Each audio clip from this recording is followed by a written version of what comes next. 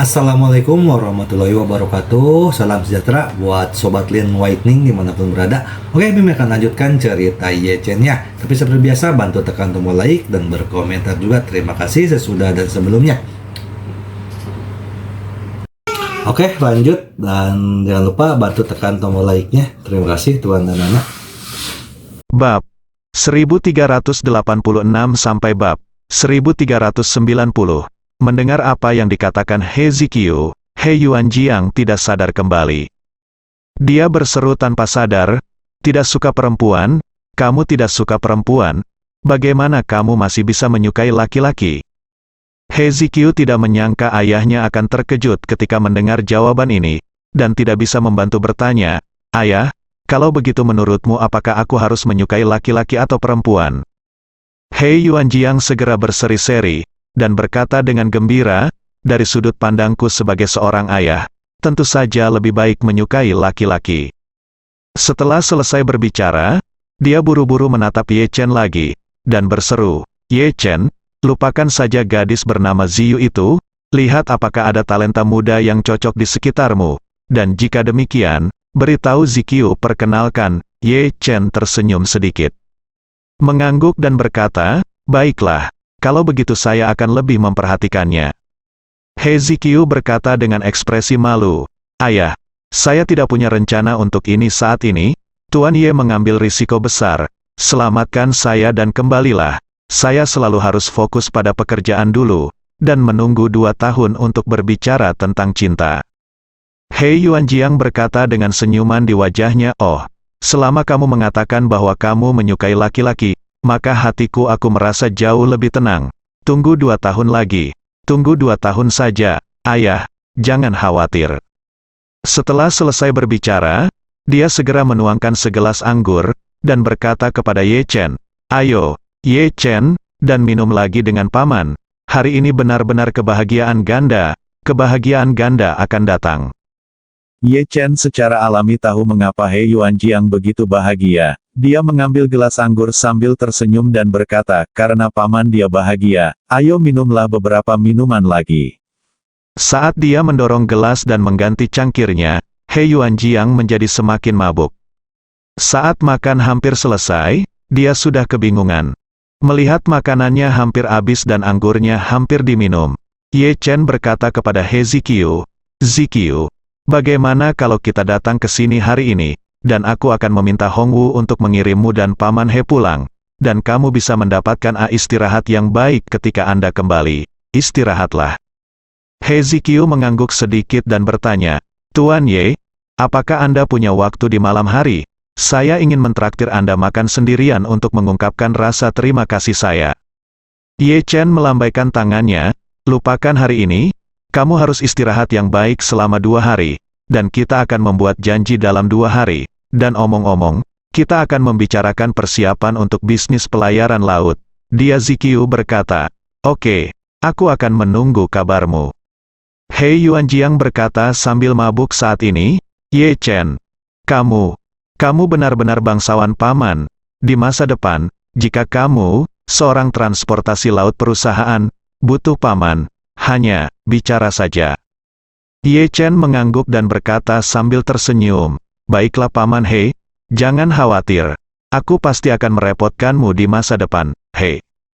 Yuanjiang segera membalas, Apakah ini masalah? Bagaimana ini bisa disebut masalah? Zikyu akan banyak merepotkanmu di masa depan. Hati-hati, anak ini pintar karena dia pintar, dan dia telah belajar banyak. Tetapi dia kurang pengalaman sosial dan kenyataan. Saya takut dia akan salah jalan. Jadi kamu tidak boleh terlalu menjaganya di masa depan. Jika itu tidak baik, kamu bisa memarahiku, Yechen berkata. Sambil tersenyum, Paman He, aku yakin Zikyu bisa lakukan pekerjaan dengan baik.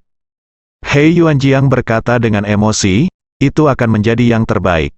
Setelah selesai berbicara, dia melihat ke arah Yechen. Saya tidak tahu otot mana yang salah. Dan tiba-tiba menghela nafas, "Hei, kamu baru saja menikah terlalu dini. Jika tidak, jika kamu bisa menjadi menantuku, aku tidak perlu mengkhawatirkannya." He Zikyu langsung tersipu. "Ayah, apa yang kamu bicarakan? Www." He Yuanjiang mencibir 2 kali. dan berkata, "Mari kita menjadi emosional setelah minum terlalu banyak, jadilah emosional." Ye Chen kemudian berkata sambil tersenyum, "Karena kamu minum terlalu banyak, maka aku akan membawamu kembali untuk istirahat dulu." Setelah mengatakan itu, Ye Chen menelepon Hong Wu dan meminta Hong Wu mengantar He Yuanjiang dan He Ziqiu kembali ke rumah. Setelah Hong Wu pergi, Ye Chen merasa sedikit khawatir. Dia tidak tahu apakah dia harus pulang dulu atau pergi ke istana Buckingham untuk istirahat. Jadi, dia menelepon Chen Zekai dan bertanya kepadanya, "Chen tua, apakah Ibu Ruoli sudah pergi?" Chen Zekai buru-buru berkata, "Tuan muda, baru saja menerima laporan dari bawahan Anda bahwa He Yingxiu telah naik helikopter ke bandara. Diperkirakan 3,5. Anda dapat mencapai Jinling dalam waktu sekitar 4 jam. Ye Chen menghitung waktunya, lebih dari 3 jam itu cepat, dan dia tidak perlu pulang lagi. Lagi pula, istrinya Xiao Churan pasti tidak ada di rumah saat ini. Maka ia langsung naik taksi kembali ke istana Buckingham, berniat istirahat dan menunggu kedatangan He Yingxiu. Pada saat yang sama, Villa Sujia di Suhang. Su Chengfeng tidak menunggu jawaban Su Soudao, dan jantungnya sedikit banyak berdebar kencang. Masuk akal jika Su Soudao pergi menemui Ito Yuhiko pagi ini, dan sekarang sudah lewat waktu makan siang. Terlepas dari apakah pertemuannya dengan Ito Yuhiko berjalan baik atau tidak, dia harus melaporkan perkembangannya kepada dirinya sendiri. Jadi, dia mengeluarkan ponselnya dan menelepon Su Soudao. Sebuah pengingat dingin datang dari ujung telepon yang lain. "Maaf, telepon yang Anda panggil telah dimatikan." Jantung Su Chengfeng berdetak kencang. "Ups," dia berseru. "Ini mungkin kecelakaan." Pengurus rumah tangga Su Ansun buru-buru mengeluarkan ponselnya dan berkata, "Saya akan menelepon." Bawahan tuan muda, ekspresinya berubah, dan dia melakukan beberapa panggilan berturut-turut, tetapi hasilnya tetap sama. Jadi dia berkata dengan gugup, "Tuan, kalian berempat semua dimatikan." Su Chengfeng bergidik, dan berseru, "Sudah berakhir. Sudah berakhir, pasti jatuh ke tangan orang lain seperti Soude."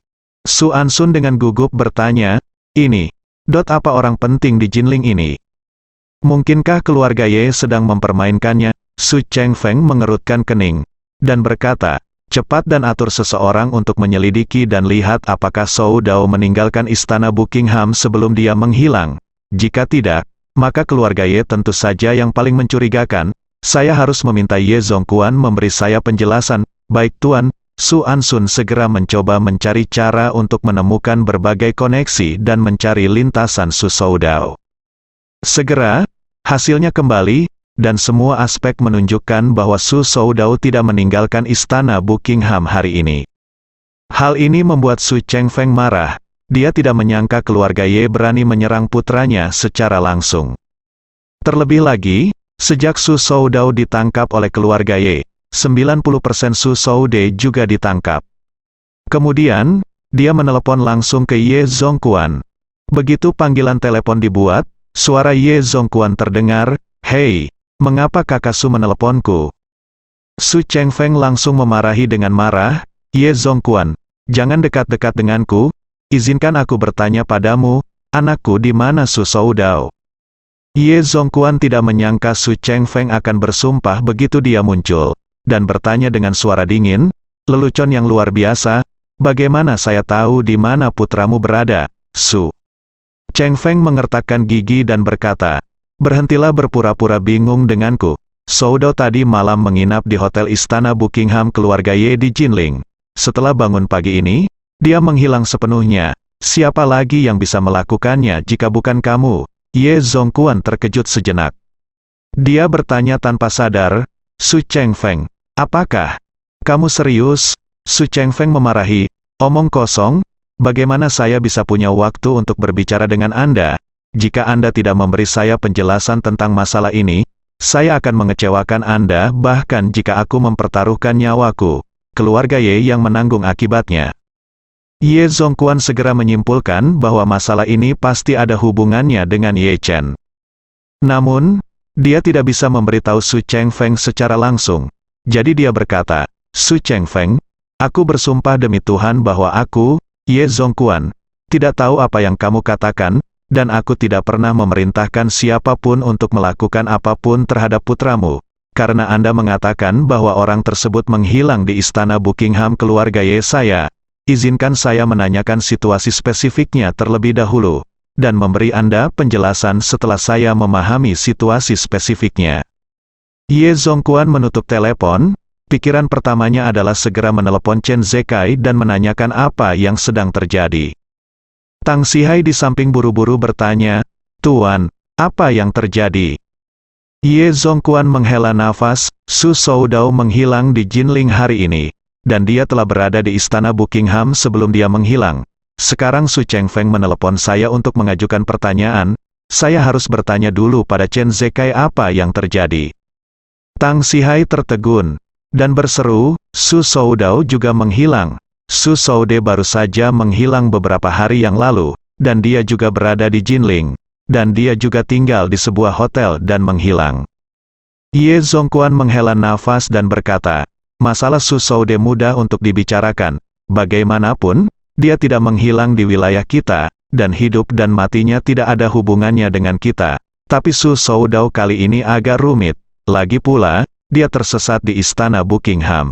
Begitu keluarga Su memanfaatkan masalahnya, kita tidak bisa membantahnya." Tang Sihai menoleh dan segera berkata, "Tuan, saya pikir masalah ini mungkin berhubungan dengan Tuan Chen." "Ye Chen?" Ye Zongquan berseru dan bertanya, "Apakah menurutmu Ye Chen yang melakukan ini?" Tang Sihai mengangguk dan berkata dengan serius, "Saya pikir jika masalah ini terjadi benar-benar berhubungan dengan Chen Zekai, maka pasti Tuan Chen yang berada di belakang layar. Jika tidak, Chen Zekai yang harus disalahkan. Beraninya dia menyerang Su Soudao." Ye Zongquan mengangguk sedikit setuju. Bagaimanapun, Su Soudao secara nominal adalah sosok nomor 2 di keluarga Su. Adapun Chen Zekai, dia hanyalah seorang pelayan di keluarga Ye. Bahkan di antara para pelayan, dia hanya bisa berada di level menengah. Perbedaan status, identitas, dan kekuatan antara keduanya sangat besar. Bagaimana Chen Zekai bisa memainkan ide Su Soudao? Oleh karena itu, satu-satunya kemungkinan adalah Ye Chen. Memikirkan hal ini, Ye Zongquan merasa sedikit pusing. Dia mengusap pelipisnya, dan berkata dengan wajah sedih, "Meskipun saya tidak terlalu mengenal Chener, saya sangat jelas tentang gaya perilakunya. Menurutku, meskipun Chener dan ayahnya terlihat sangat mirip, gaya akting mereka sangat berbeda." Tang Sihai mengangguk dan berkata setuju. Tentu saja Tuan Muda tertua berpandangan jauh ke depan dan berpandangan jauh ke depan ketika dia bertindak tegas dan cepat. Tapi sejujurnya, mereka terlalu mengejar kesempurnaan, terlalu peduli dengan citra dan opini publik. Berbicara tentang ini, Tang Sihai tidak dapat menahan perasaan saat itu. Bahkan jika orang lain menggunakan segala macam dari pangkat rendah yang tidak tahu malu untuk menghadapinya tanpa pandang bulu, dia akan tetap memilih untuk melawan dengan cara yang jujur, dan tidak akan pernah menggunakan metode yang sama untuk membalas. Ye Zongquan juga menghela nafas. "Hei, jadi ini juga kekurangan Chang Ying. Dia terlalu memperhatikan 4 aspek bersikap jujur. Singkatnya, tidak apa-apa menghadapi lawan biasa, dengan kemampuan manusia supernya, dia bisa menghancurkan lawan. Tapi begitu lawannya sangat kuat dan maha kuasa, dia akan kehilangan kekuatannya, keuntungan dan inisiatif." Tang Sihai mengangguk setuju.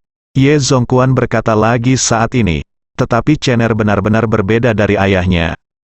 Gaya perilaku Chener adalah pragmatisme standar, dengan tujuan yang kuat. Baginya, semua kekuatan pendorong terletak pada realisasi dirinya, untuk tujuan ini. Metodenya juga beragam dan tidak terbatas, dan dia dapat melakukan apapun yang dia inginkan. Dia adalah tipe orang yang akan menidurimu jika kamu macam-macam denganku, dan aku akan menidurimu, dan dia tahu betul bahwa jika dia tahu bahwa dia tidak bisa melakukanmu untuk saat ini, maka dia akan melakukannya di belakang punggungnya. Lagi pula, dia hanya punya satu tujuan, dan dia akan selesai dengan itu. Lagi pula, dia tidak melihat begitu banyak pembatasan dan belenggu di matanya. Berbicara tentang ini, Ye Zongquan mencibir, dan berkata, "Misalnya, tentang dia dan Chang Min. Chang Min adalah bibinya, Tapi lalu kenapa? Changmin tidak menyukainya, dan tidak menghormatinya pernikahan, jadi dia pergi ke Jinling dan langsung melewatinya. Jika dia pergi menemui Malan, memerintah Malan, dan ikut campur dalam pernikahannya, Chener bisa menahannya selama lebih dari setengah bulan dan membuatnya menderita di Jinling. Setelah berbicara, Ye Zongquan menggelengkan kepalanya dan tersenyum. Changmin telah hidup selama 40 atau 50 tahun, dan dia tidak pernah mengalami kesulitan apapun selama 40 atau 50 tahun ini, dan dia tidak menderita sama sekali. Tetapi dia jatuh ke tangan Chener dan makan sampai kenyang. Begitu kata-kata itu keluar, ekspresi Ye Zongquan menjadi serius lagi, dan dia berkata, tapi kali ini Chener sedikit impulsif. Betapa tidak masuk akalnya menyerang langsung keluarga Su. Sekarang reputasi keluarga Su hanya rusak, dan transportasi laut rusak, tetapi bisnis lain masih berjalan normal, dan belum waktunya melukai otot dan tulangnya, dan dia langsung menyerang Su Soudao.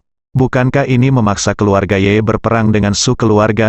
Tang Sihai mengikuti kata-kata Ye Zongquan saat ini. Berkata, Tuanku, jika ada perang nyata, itu bukan ide yang buruk. Bagaimanapun, keluarga Su selalu menjadi pesaing terbesar kami.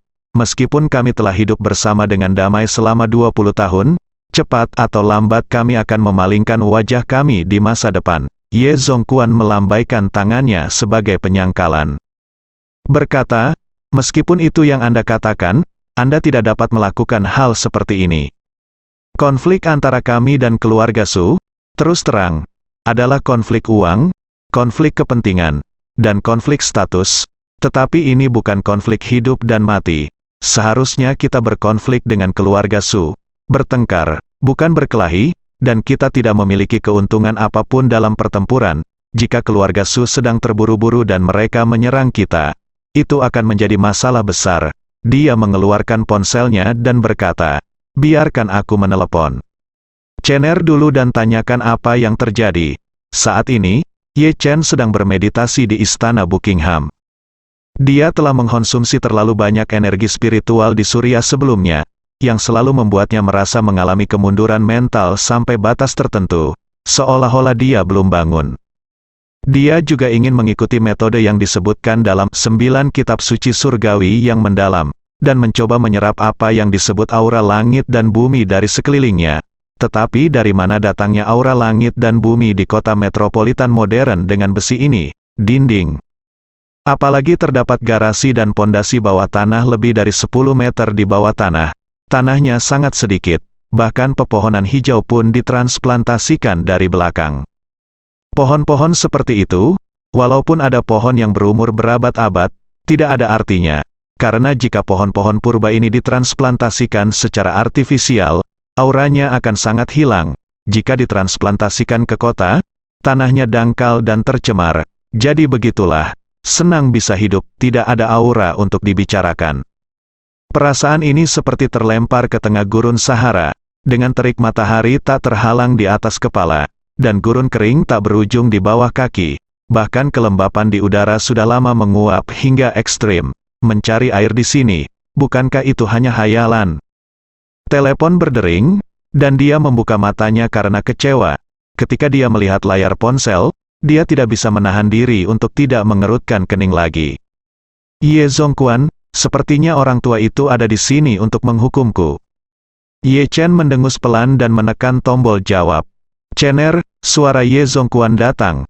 Ye Chen kemudian bertanya, apakah ada yang salah? Ye Zongquan berseru, Chener, katakan yang sebenarnya pada kakek, apakah kamu yang melakukan hilangnya Su Soudao di Jinling? Ye Chen bersenandung, dan berkata dengan tenang, baiklah, saya melakukannya, apa yang terjadi? Ye Zongquan benar-benar tidak menyangka Ye Chen akan mengakuinya begitu saja. Kemurahan hati yang tiba-tiba ini membuatnya lengah. Setelah beberapa saat, dia tanpa sadar menghela nafas, Chener, kamu bingung. Ye Chen mengerutkan kening, di mana aku bingung? Ye Zongquan menghela nafas, kamu bingung karena kamu tidak boleh menyerang Su Soudao, pikirkanlah. Dia adalah putra tertua dari keluarga Su. Dia menghilang di istana Buckingham. Bisakah kita, keluarga Ye, tidak ada hubungannya satu sama lain?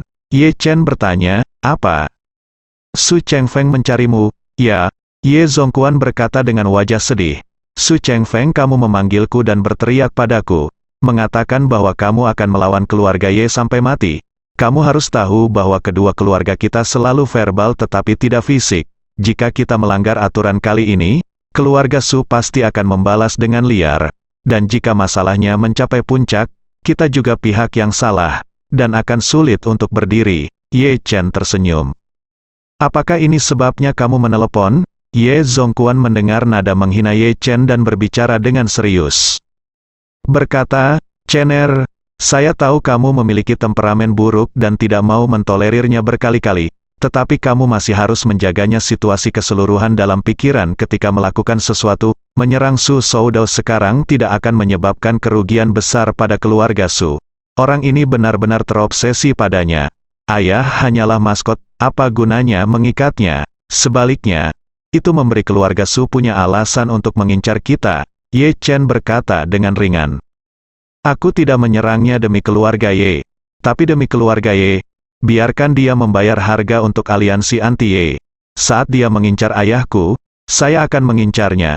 Selain itu, saya tidak hanya akan mengikatnya, tetapi saya juga akan mengantarnya ke Gunung Yeling untuk upacara pemujaan leluhur. Bersujud di depan kuburan orang tuamu dan akui kesalahanmu. Ye Zongquan terkejut dengan kata-kata Ye Chen dan berseru, kamu memaksa keluarga Su mempertaruhkan nyawa mereka bersama kami.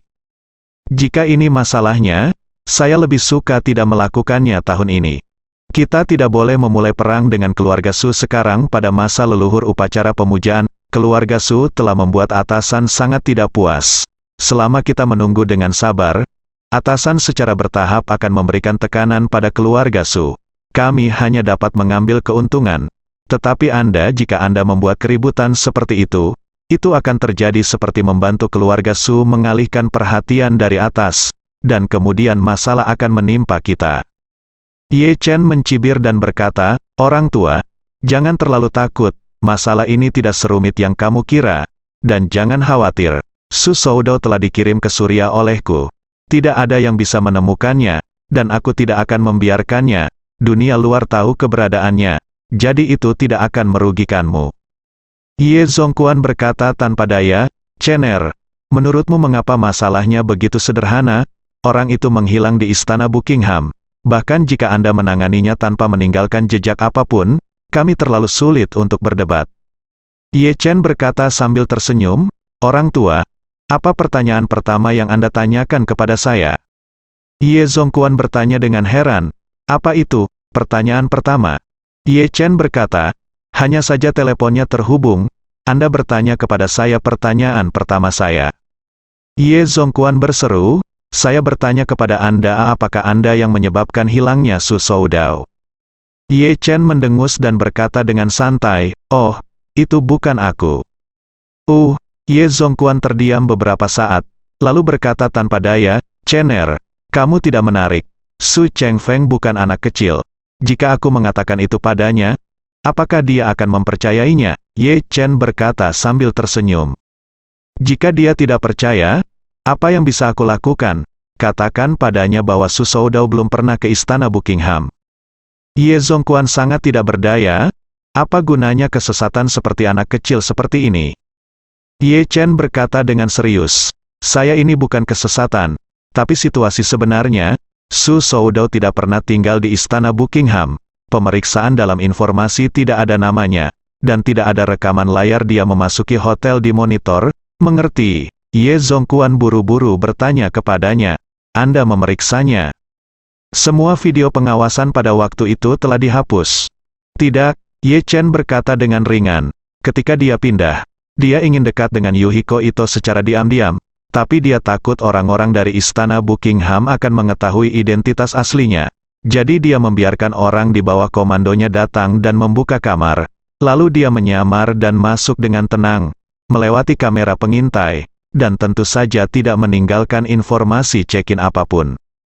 Jadi, jika Su Chengfeng mendatangi Anda lagi, Anda dapat memberitahunya secara langsung, dan mengatakan bahwa Anda telah memeriksa seluruh informasi check-in istana Buckingham, dan tidak ada orang seperti Su Soudao sama sekali.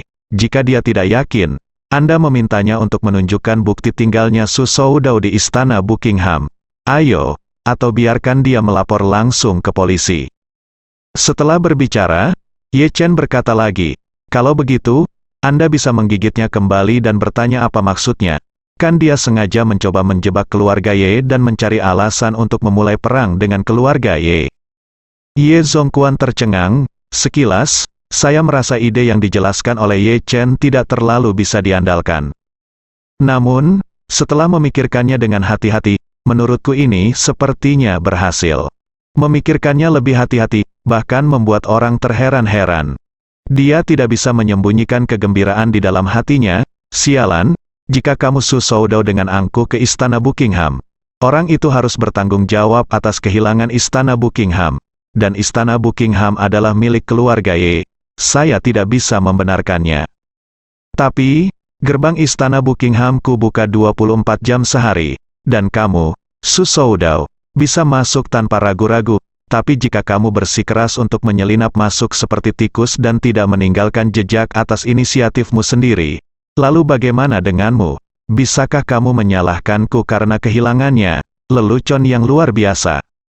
Memikirkan hal ini, dia tiba-tiba menjadi bersemangat, dan berseru, Chener, jadi kamu sudah memikirkannya sejak lama, masalah ini adalah dilakukan dengan sangat indah. Ye Chen berkata dengan acuh tak acuh, itu tidak indah. Tapi itu tidak akan menyusahkanmu. Tetapi bahkan jika kamu mengatakan itu hanya akan membuat keluarga Su bodoh, dan keluarga Su pasti akan menjaga Su Soudao. Masalah hilangnya ada di kepalamu. Tapi bagaimanapun juga aku masih pemula, jadi aku harus membantumu mengurus masalah ini. Ye Zongquan tersenyum dan berkata, tidak masalah. Selama dia Su Chengfeng tidak memiliki bukti langsung untuk membuktikan bahwa dia bersamamu. Kami memiliki hubungan dengan keluarga Ye, jadi dia tidak punya alasan untuk memulai perang melawan kami. Jika tidak ada alasan untuk memulai perang dan memaksakan perang, orang-orang di atas hanya akan memiliki lebih banyak pendapat tentang mereka. Jadi dengan cara ini, Su Chengfeng pasti tidak akan berani melakukan kesalahan, menderita karena bodoh. Setelah selesai berbicara, dia buru-buru bertanya lagi, ngomong-ngomong, Chener, bagaimana kabarmu membawa Su Soudao ke Suriah? Mungkinkah dia dikirim ke Hamid itu? Ye Chen tidak terkejut saat mendengar dia menyebut Hamid. Lagi pula, seluruh perjalanan ke Suriah hampir diatur oleh bawahannya Han Guangyao, dan ketika Hamid menyuruhnya pergi, Han Guangyao juga melihatnya. Han Guangyao pasti akan melaporkan situasi ini kepada kamu Zongquan.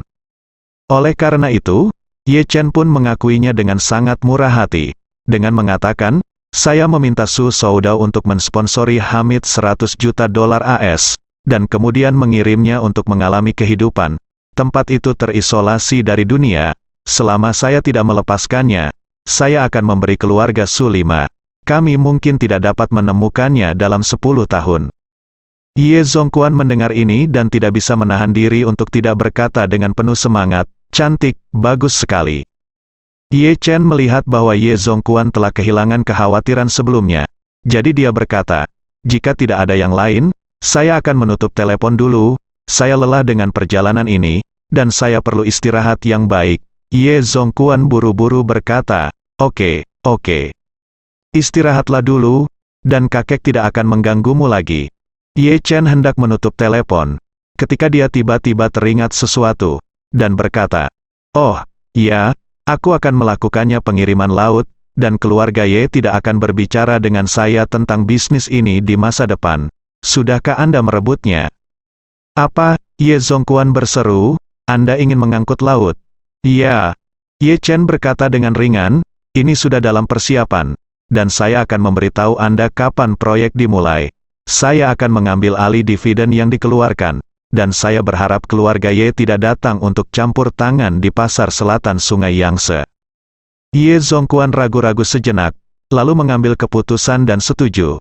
Berkata, oke, jika ini masalahnya, maka saya akan sepenuhnya mendukung Anda dalam memulai bisnis di Jiangnan. Oke, kata Ye Chen, kalau begitu, ayo kita tutup dulu. Ye Zongquan menutup telepon, merasa campur aduk di hatinya. Tang Sihai, yang berada di samping, mendengarkan dalam diam. Melihat dia menutup telepon, dia bertanya, "Tuan, apa yang Anda katakan, Tuan Muda?" Ye Zongquan mungkin mengulangi kepada Tang Sihai apa yang dia katakan kepada Ye Chen di telepon tadi. Kemudian, dia menghela nafas. Jenner benar-benar luar biasa. Dia pergi ke Suriah sendirian dan menjadi saudara dengan komandan pasukan oposisi. Dia juga meminta Su Soudao untuk memberikan 100 juta dolar AS kepadanya. Ini sama saja dengan memulai membina koneksi ke luar negeri. Itu tidak ada hubungannya dengan itu. Dan jika Su Soudao menghilang kali ini, keluarga Su pasti akan menanggung akibatnya. Setelah itu, dia berkata dengan sedikit bosan. Hanya saja Jenner tiba-tiba berkata bahwa dia ingin terlibat dalam pelayaran laut, dan dia juga berharap saya tidak mengganggu bisnis Jiangnan. Awalnya saya ingin mengambil kesempatan untuk merebut pasar bisnis keluarga Su. Tetapi ternyata dia menginginkannya, dan saya punya untuk memberikannya kepadanya di Jiangnan. Dengan cara ini, kami sendiri akan menderita banyak kerugian. Tang Sihai bertanya kepadanya, "Lalu apa yang akan kamu lakukan?" Ye Zongquan berkata tanpa daya, "Saya tidak akan pindah ke keluarga Su untuk saat ini. Mari kita lihat apakah dia bisa melakukannya. Jika dia benar-benar dapat memanfaatkan tren ini, itu akan menjadi hal yang baik. Pada saat itu, saya juga dapat memberinya pasar transportasi Jiangnan. Tetapi pada saat itu, harus ada syaratnya. Saya akan menggunakan pasar Jiangnan sebagai imbalan agar dia kembali ke keluarga Ye dengan cara yang terbuka dan jujur." Pada saat ini, Su Chengfeng adalah menunggu kabar Ye Zongquan, sambil mendesak bawahannya untuk mencari petunjuk dengan sekuat tenaga. Namun, sama seperti ketika Su Soude menghilang, seluruh Jinling seperti lubang hitam, menelan kedua putranya dan semua informasi yang berhubungan dengan mereka. Pada saat ini, Su Ansun melaporkan sebuah berita, "Tuan Muda mengatur urusan keuangan sebuah perusahaan luar negeri pagi ini, dan mentransfer 100 juta dolar AS ke rekening bank Swiss." "Apa?" Su Chengfeng berseru tanpa berpikir keluar, "Cepat. Periksa untuk saya, cari tahu siapa pemilik rekening penerima." Su Ansun berkata tanpa daya, "Tuan, ini tidak mungkin untuk diketahui. Alasan utama mengapa bank Swiss menjadi populer di seluruh dunia dan bertahan hingga hari ini adalah untuk sepenuhnya melindungi privasi pelanggan. Tidak mungkin bagi siapapun untuk mengetahuinya." Su Ansun berkata, "Namun, Swiss Bank terpaksa menandatangani perjanjian dengan beberapa negara. Dalam keadaan khusus tertentu, mereka dapat memberikan negara-negara tertentu dengan informasi pelanggan, tetapi ini hanya terbatas pada tingkat nasional. Jika Anda dapat menemukan hubungan di atas, itu mungkin saja, itu." "Tidak ada." Su Chengfeng mendecakkan bibirnya dan berkata, "Orang-orang seluruh negeri memarahi saya, dan orang-orang di atas memiliki pendapat tentang saya. Ini sangat besar, dan mereka tidak secara langsung meminta saya untuk datang dan memberikan penjelasan. Saya sudah membakar dupa. Jika saya meminta bantuan mereka wajah saat ini, bukankah aku akan memukul moncong pistolnya?" Su Ansun berkata tanpa daya. "Kalau begitu, mungkin tidak ada cara lain." Su Chengfeng mengerutkan kening, dan bergumam, "Saya tidak begitu mengerti. Karena sebagian besar moral ada di tangan keluarga Ye, apa gunanya 100 juta dolar keluarga Ye? Mereka tidak. Mungkin mereka peduli dengan jumlah uang yang begitu kecil." Su Ansun berkata, "Mungkin itu adalah bom asap yang mereka keluarkan dengan sengaja." "Bom asap?" Su Chengfeng bahkan lebih terkejut lagi, dan berkata, "Tidak menarik membuat bom asap semacam ini, kan? Ini lebih tidak masuk akal daripada tidak memiliki perak di sini." Tepat ketika Su Chengfeng bingung, Ye Zongquan ditelepon. Su Chengfeng buru-buru menyambung, dan berseru, "Ye Zongquan, di mana putraku?" Ye Zongquan berkata dengan dingin, "Su Chengfeng, bagaimana aku tahu di mana putramu?" "Benar, putraku menghilang di hotel istana Buckinghammu. Kamu bilang padaku kamu tidak tahu." Ye Zongquan segera memperingatkan, "Su Chengfeng, jangan terlalu berdarah. Kamu bilang putramu menghilang di hotel istana Buckingham. Aku menyuruh orang memeriksa semua informasi check-in Buckingham istana, dan tidak ada kabar Su Soudao sama sekali. Dan saya juga meminta orang-orang memeriksa video pengawasan, dan tidak ada foto Su Soudao yang tinggal di Istana Buckingham. Saya benar-benar meragukannya sekarang. Apakah Anda sengaja mengganggu saya? Dasar tua bajingan, apakah Anda membiarkan Su Soudao bersembunyi, lalu menulis dan menyutradarai episode seperti itu, dan kemudian berlari untuk menanyai saya dan ingin memulai perang dengan saya? Setelah mendengar ini, Su Chengfeng berkata, segera, dia meledak dalam kemarahan. Dan mengutuk, jangan kentut, apa aku sangat membosankan. Ye Zongquan mencibir dan berkata, siapa yang mengenalmu, bukankah itu alasan yang sama yang digunakan setan Jepang pada tahun 1937? Tanpa diduga setelah bertahun-tahun, aku membiarkanmu mempelajari hal-hal lama ini. Brengsek, Su Chengfeng mengertakkan giginya dengan marah. Ye Zongquan, kamu kentut ibumu.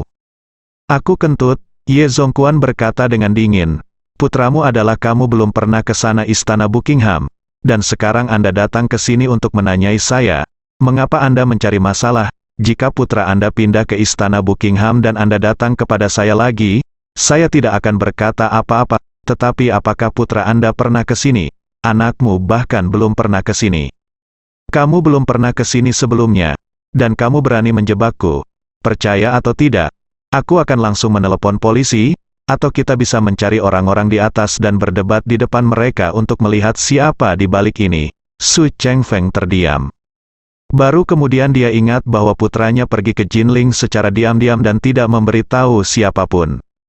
Terlebih lagi, ketika dia check-in, dia secara khusus meminta orang-orang yang tidak terkait untuk membuka kamar, dan kemudian dia diam-diam menyelinap ke Istana Buckingham di bawah kedok orang kepercayaannya.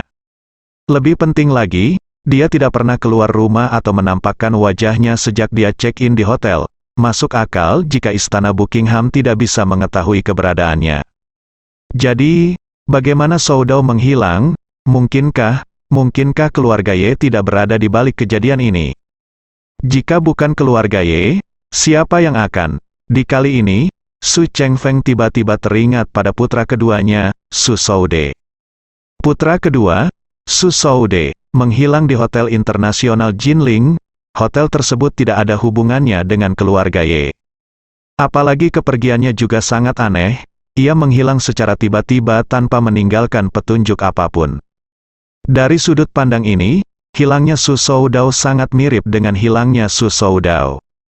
Pada saat ini, Su Ansun, pengurus rumah tangga keluarga Su, berkata dari samping, Tuan, saya selalu merasa masalah ini sangat aneh, dan keluarga Ye mungkin masih tidak bisa lolos begitu saja. Su Chengfeng menghela nafas, ya, sekalipun itu kesalahan keluarga Ye. Kali ini kami tidak punya solusi yang baik. Lagi pula, sejak awal, Soudao sengaja menghindari pandangan orang luar, dan sekarang tidak ada bukti yang membuktikan bahwa dia pernah ke Istana Buckingham. Jadi bagaimana kita bisa memaksakan hal ini? Dia ada di sini, bagaimana dengan hilangnya Istana Buckingham? Bahkan jika kita membawa masalah ini ke puncak, kita membuat masalah tanpa alasan. Su Ansun berkata dengan depresi. Kalau begitu kita tidak bisa menderita begitu saja.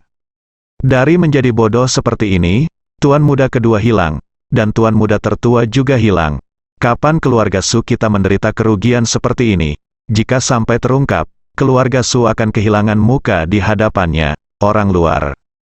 Su Chengfeng mengepalkan tinjunya erat-erat, dan selalu tidak ada tempat untuk melampiaskan amarah di hatinya. Bagaimana mungkin dia tidak kesal karena kedua putranya menghilang satu demi satu? Namun, kedua putranya telah menghilang seperti batu, dan tidak ada yang dapat menemukan informasi atau petunjuk apapun. Ini penuh dengan keanehan, tidak peduli bagaimana Anda melihatnya. Selain itu, meskipun Su Chengfeng juga mengetahui bahwa keluarga Ye pasti memiliki hubungan yang tidak dapat dipisahkan, dia tetap tidak mau percaya bahwa semua ini dilakukan oleh keluarga Ye. Karena sepengetahuannya tentang keluarga Ye sama sekali tidak memiliki kemampuan seperti itu. Ambil contoh situasi ketika putra kedua Su Soude menghilang. Ahli tertinggi keluarga Su pada saat itu, tinggal bersama Su Soude di Hotel Internasional Jinling dan melakukan yang terbaik untuk memastikan keselamatan Su Soude. Namun meski begitu, Su Soude masih menghilang di depan hidung Helao. Setelah itu, Selain mengaku bersalah, Pak He juga menyimpulkan bahwa orang yang menculik tuan muda kedua pasti lebih kuat darinya. Hanya satu kalimat ini yang membuat Su Chengfeng merasakan ketakutan yang berkepanjangan. Di satu sisi, dia tidak tahu bagaimana seseorang di Jinling bisa lebih kuat dari He Lao, dan di sisi lain, dia tidak percaya bahwa keluarga Ye bisa memiliki ahli terbaik seperti itu. Jadi, dia berkata kepada Su Ansun dengan wajah dingin, Jinling adalah tempat yang luar biasa, mungkin memang ada beberapa master hebat yang tinggal di sini. Saya ingin tahu apakah orang tua Mai Chengxing itu dapat menemukan petunjuk yang relevan kali ini. Saya sudah mengundang seorang top ahli metafisika dari Inggris. Biarkan dia pergi ke Jinling dengan tenang.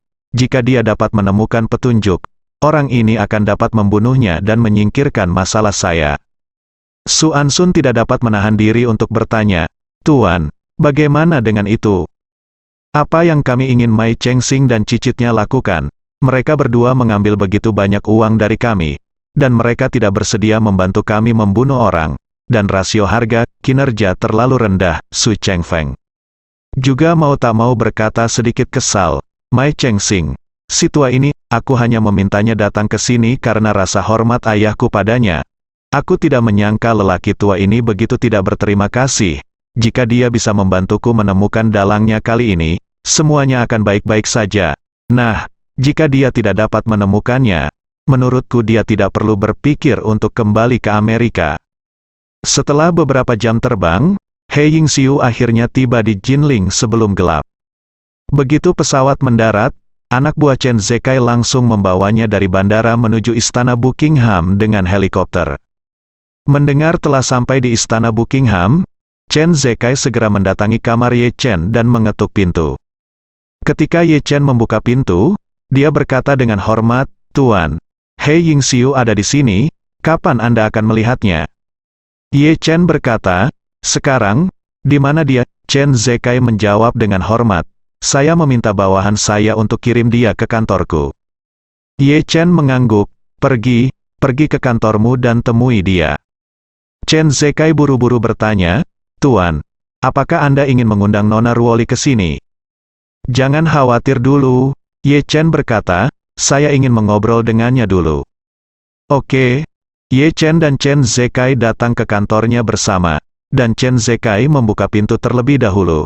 Seorang wanita parubaya berusia 40-an dan 50-an dengan hanya satu tangan. Wanita ini adalah ibu kandung Su Ruoli, He Yingxiu. He Yingxiu juga seorang wanita standar saat itu, dengan penampilan cantik kelas 1, dan karena berlatih seni bela diri sepanjang tahun, dia tinggi dan proporsional, tetapi kurangnya lengan sepertinya agak tidak cocok. Melihat Ye Chen dan Chen Zekai masuk, He Yingxiu berdiri dengan tergesa-gesa, dengan ekspresi dan sikap yang kurang lebih pendiam. Menurutnya, pihak lain adalah tuan muda dari keluarga Ye, dengan status bangsawan. Sedangkan dia hanyalah anggota keluarga seni bela diri dan orang cacat, jadi dia merasa sedikit rendah diri.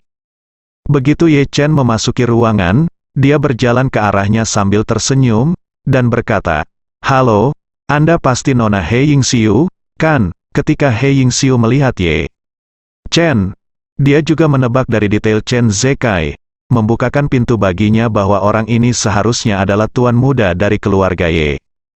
Jadi, dia berkata dengan sangat rendah hati, Tuan Ye, saya hanyalah seorang gadis yang tidak mencolok dari keluarga He, dan saya tidak bisa sesopan Tuan Ye. Ye Chen tersenyum sedikit, Nona dia tidak punya untuk mengatakan itu, karena usianya. Menurut di atas, kamu adalah yang lebih tua dariku, jadi tentu saja aku harus menghormatimu. He Yingxiu benar-benar tidak menyangka bahwa Ye Chen sama sekali tidak memiliki kesan tuan muda, dan dia memiliki kesan pertama yang sangat baik tentang dirinya jauh di dalam hatinya. Selain itu, dia samar-samar merasa bahwa meskipun tuan muda di depannya tidak dapat melihat budidaya seni bela diri apapun, dia selalu memberikan perasaan yang tidak terduga kepada orang-orang, dan dia tidak boleh menjadi orang biasa. Jadi, dia bertanya dengan sangat hormat, Tuan Ye, saya tidak tahu mengapa Anda mencari saya. Ye Chen tersenyum dan berkata, Nona He, silakan duduk dulu, jangan berdiri dan bicara. Oke. He Yingxiu mengangguk dan duduk kembali di sofa. Ye Chen juga duduk di seberangnya, dan berkata, "Saya mendengar bahwa keluarga Nona He adalah keluarga seni bela diri yang terkenal di Tiongkok, He." Yingxiu buru-buru berkata, "Tuan Ye, keluarga He kami memang telah banyak berlatih seni bela diri. Tahun. Tapi bukan itu masalahnya. Ini sangat terkenal. Lagi pula, ada banyak harimau berjongkok, keluarga naga tersembunyi di Tiongkok, dan seharusnya ada banyak orang yang lebih kuat dari keluarga He." Ye Chen tersenyum dan berkata, "Nona dia tidak harus terlalu rendah hati. Sejauh yang saya tahu, keluarga He adalah salah satu dari 4 keluarga seni bela diri utama di negara ini, berada di peringkat 4 besar membuktikan bahwa reputasi tidak sia-sia." He Yingxiu tersenyum ringan dan berkata, "Keluarga seni bela diri itu sendiri tidak istimewa. Dalam analisis terakhir, mereka masih harus bergantung pada keluarga teratas yang sebenarnya untuk bertahan hidup. Jika tidak, begitu keluarga seperti kita kalah dukungan finansial dari keluarga teratas, saya khawatir keturunan keluarga bahkan tidak memiliki kondisi untuk berlatih seni bela diri." Saat dia mengatakan itu, dia menatap Ye Chen dan bertanya dengan rasa ingin tahu, "Tuan Ye, Anda meminta untuk temui saya dengan nama? Apa maksudmu? Apakah keluarga Ye tertarik untuk bekerja sama dengan keluarga He kita?" Ye Chen tersenyum dan berkata, "Tentu saja saya ingin bekerja sama secara mendalam dengan Nona He dan keluarga He. Tapi saya tidak mewakili keluarga Ye, tetapi diri saya sendiri." He Yingxiu sedikit bingung. Tetapi tuan muda dari keluarga Ye di depannya mengatakan bahwa dia tidak mewakili keluarga Ye. Mungkinkah dia sudah menyiapkan milikmu? Urusan sendiri. Saat ini, Ye Chen berkata lagi, "Ngomong-ngomong, Nona He, saya mengundang Anda ke sini kali ini terutama karena saya ingin Anda datang dan bertemu dengan teman lama. Mengenai kerjasama, kita bisa mendiskusikannya dalam jangka panjang." "Lari, teman lama?" He Yingxiu terkejut. Bertanya, "Tuan Ye, saya ingin tahu siapa teman lama yang Anda bicarakan." Ye Chen tersenyum dan berkata, "Mas He, jangan khawatir. Kamu akan tahu siapa orang itu ketika dia datang nanti."